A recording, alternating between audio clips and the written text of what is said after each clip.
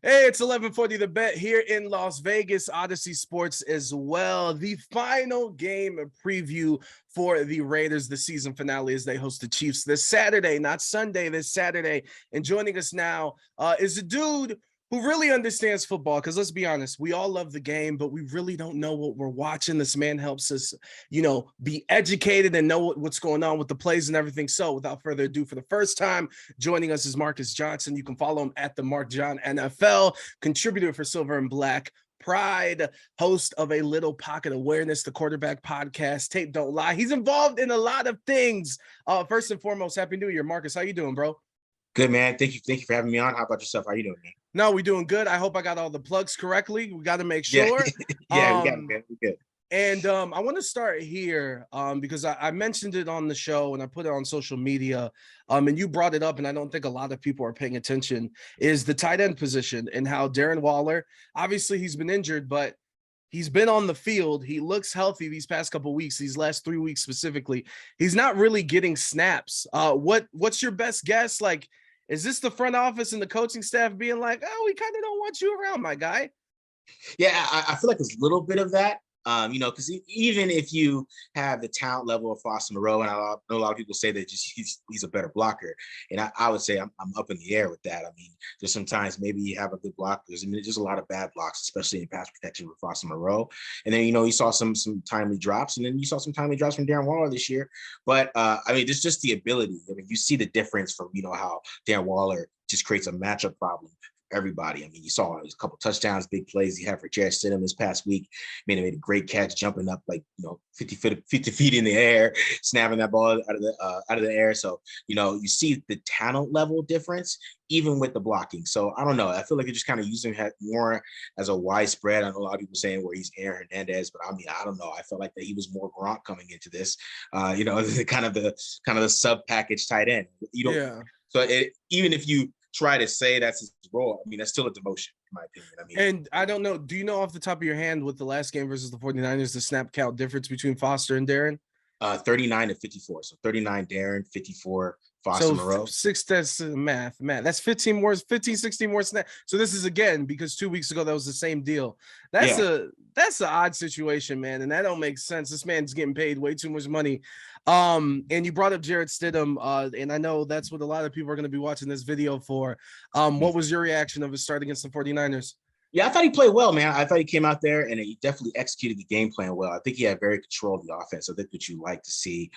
Definitely was very accurate, especially when they kept him clean. That's when you really saw his his arm talent. I thought he showed a lot of arm talent. Definitely could see why he was a dual threat coming out, number one dual threat guy. So definitely saw his arm talent.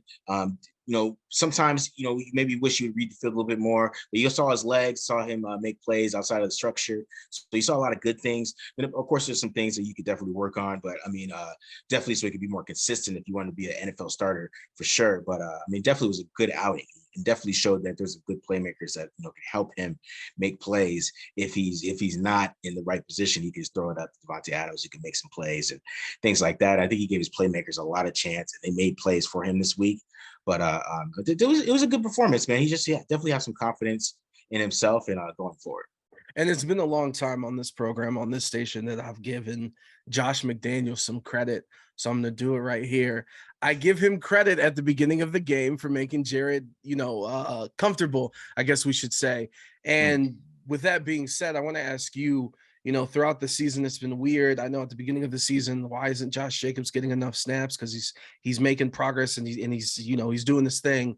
But as the season has progressed for you, has there been a progression with Josh McDaniels, and what's changed? And has that change been positive or negative in your eyes? I think with Josh McDaniels, he's a great opening script guy. I think he's going to come in prepared. You see that. I mean, they get up on people. I mean, they've been up 17-0. I mean, 3 times up on every single team, kind of blowing all these leads, right? And, even in the Rams game, right? I mean, everybody talks about how bad the offense played in the Rams game. The Rams game, they came out hot. I think they went right down the field and scored a touchdown, I believe.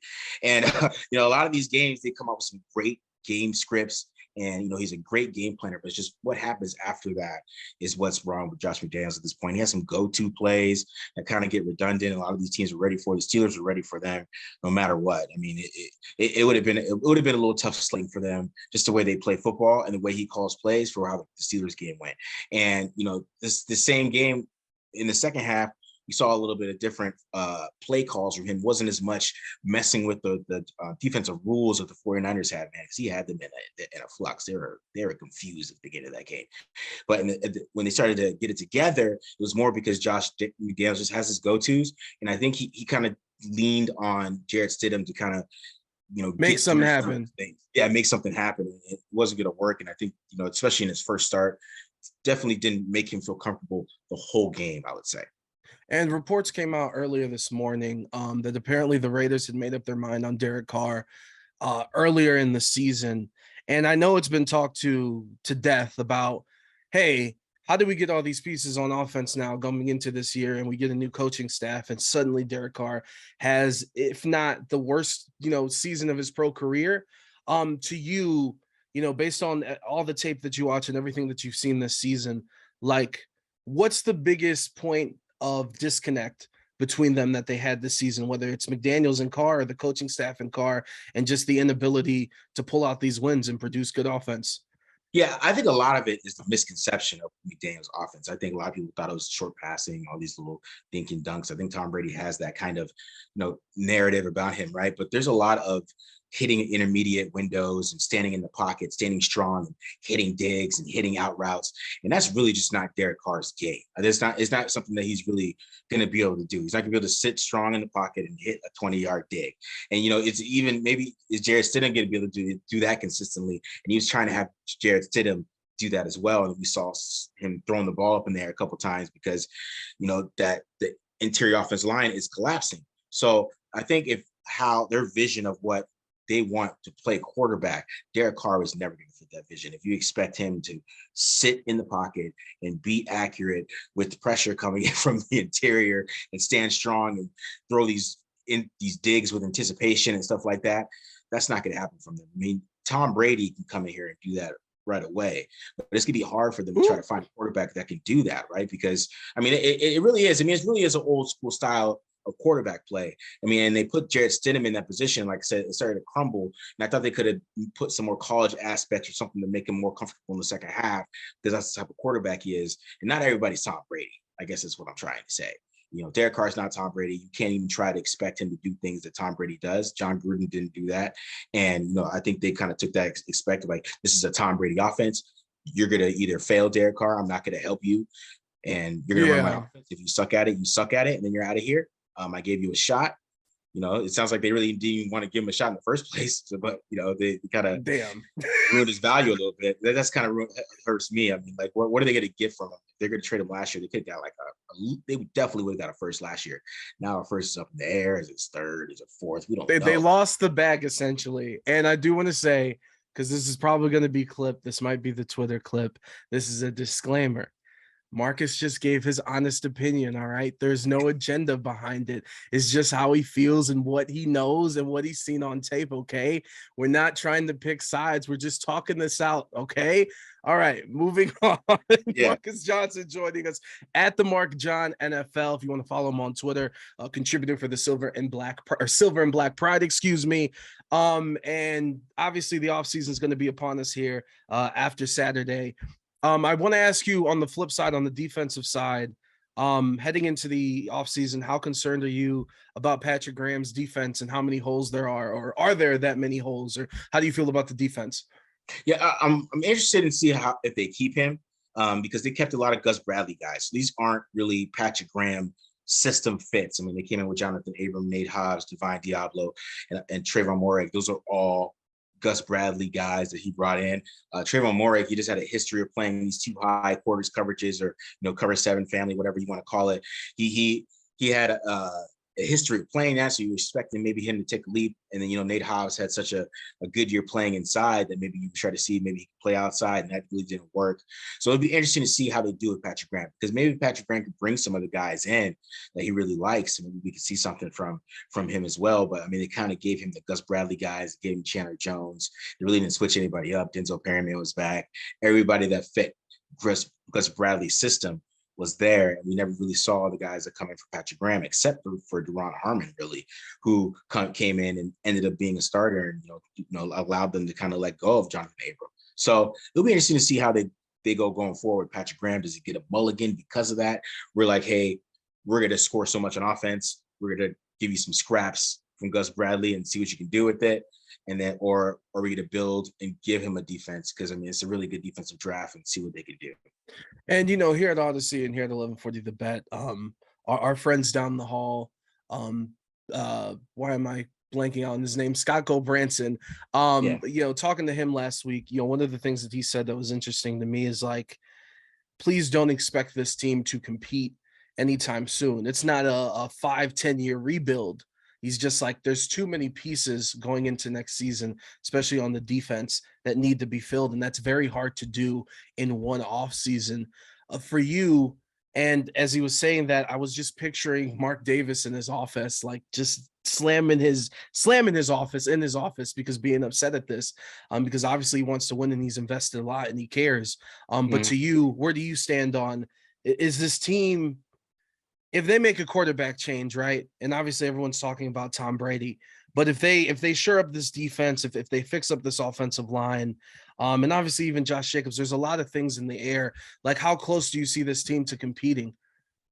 I think one thing on offense, if they want to be able to compete consistently on offense, they got to fix the entire interior offensive line right away. That's got to be a factor. This offense cannot move without good interior offensive linemen. It's just, it won't work. I don't care who the quarterback is. If you want a quarterback to stand in there and make these throws, man, you need good guards. You need a good center. It needs to be addressed. And they did address it a little bit with Parham. So they just got to fill in some places around him, that center and guard. And I think they can make it happen there. But, defensively, they're far away. I mean, that's the problem. Right? Let's keep it real. I mean, they're gonna have to go young.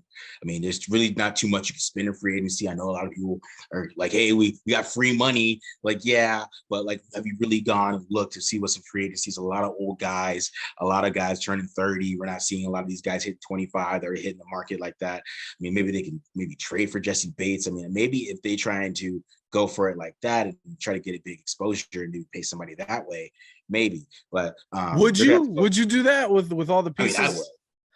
You'd give up the draft capital. You LA Rams, let's need vibes. I don't know. I mean, it depends on what their vision is. If they want to win now, then yeah. But if they're getting the, hey, 2-7, you're doing a fantastic job, I don't know if they should take that route. I think they should draft. I mean, because if you didn't like Derek that much, I mean, you should have got the draft value from there, in my opinion. And then you could have drafted some wide receivers or drafted guys to build with a young quarterback, and maybe even got one. I mean, there wasn't really too many last year, but now you have the draft capital to go up and get somebody or something. So I don't know. It's just, we're going to see what they do with these draft, but it'll be interesting. As you bring that up, to me personally, like the most disappointing thing or aspect of this team and the performance is the fact that you look at this wild card race and it's really, for lack of a better word, it's kind of booty. Like, shout out to the Steelers. They're making magic happen without scoring anything. But when you see Denver and all these teams, like 9 wins gets you into the playoffs, and obviously these close games. So I don't know if there's a question in there, but I guess to you, what's the most disappointing aspect of this season for this Raiders team? I mean, the offense is definitely disappointing. I think the passing offense, you're definitely disappointed in what you thought the vision would be. It's maybe you're thinking Derek Carr would work out with Josh McDaniels, and but the plan they had for him, you kind of can recognize in week 2, man. I mean, I saw this week 2. It was like, man, this is not going to work if you're expecting him to kind of do these things that you're expecting him to do, and that kind of brought the disappointment of the season. I mean, we were at least expecting the offense to make more plays, right, overall to get them to where they need to be, and it didn't happen, right? It didn't happen, especially late in games. You really saw a lot from Derek Carr before earlier, winning some of those games. And this year it didn't happen for whatever reason, whatever reasons everybody want to throw out there. It didn't happen. Usually we saw him be money in those situations. But I mean, to be honest, for them to make the playoffs, he would have to break the record for comeback wins too. So it's kind of a little bit weirdness there. But yeah, I mean, the offense is definitely the most disappointing part of the season for sure. And before we get you out of here, let's get a little spicy. Okay. And I think I know what you're going to say, but is Tom Brady the answer? Yeah. Yeah, man. I mean, I mean, if they want to win now, then yeah, they're gonna have to bring in Tom Brady because he can run this offense, man. And Josh McDaniels doesn't make the right call. I mean, he will make the right answer out of it because he knows his offense probably better than he does. So it'll be interesting to see if he comes, though, man. They're dynamic. A lot of people would like to just assume that they're best friends, but I watched the documentary and all of Tom Brady's best friends were on there, and I didn't see Josh. So I did see Bill O'Brien, right? And then some of these things, it's like some of these things you talk about with Tom Brady. He's going to want control of the offense. Maybe he doesn't like all the things that Josh wants to do, and we're going to see how that dynamic would work. I mean, Josh would have to lean back a little bit. But Mark wants Tom. I think that's a lot to do with make sure Derek Carr doesn't play. Tom was out there. Who knows what Tom was announcing he was retire, how they handle this. They didn't want to take any chances, man. They didn't miss Tom. Yeah, no. You know what I mean? They ain't taking no chances with that. So we'll see how that works, man. But yeah, I mean, I would be ecstatic just for the small outlook, right? And I get to watch him all year. That'd be awesome for me. So I'm not gonna be mad at that. But yeah, he would definitely save us. It's just for me. This last thing I would say is for the way the quarterback position is going, it's hard for me to find somebody, especially even in this draft, who's going to just stand in there and take hits. I mean, because a lot of people are like Will Levis, and that's not going to happen, man. So it's going to be interesting to see what Josh McDaniels likes in quarterbacks going forward too. No, 100%. And we look forward to, if you have us, welcoming you back here on the show. You kicked ass. That was amazing. Bringing it strong. That's Marcus Johnson joining us here on 1140 The Bet. Be sure to follow him at the Mark John NFL. Check him out on Silver and Black Pride, a little pocket awareness QB podcast, and the tape don't lie because it never does. Marcus, Happy New Year, and thank you for joining us. Thank you, man. I appreciate you having me, bro, for sure.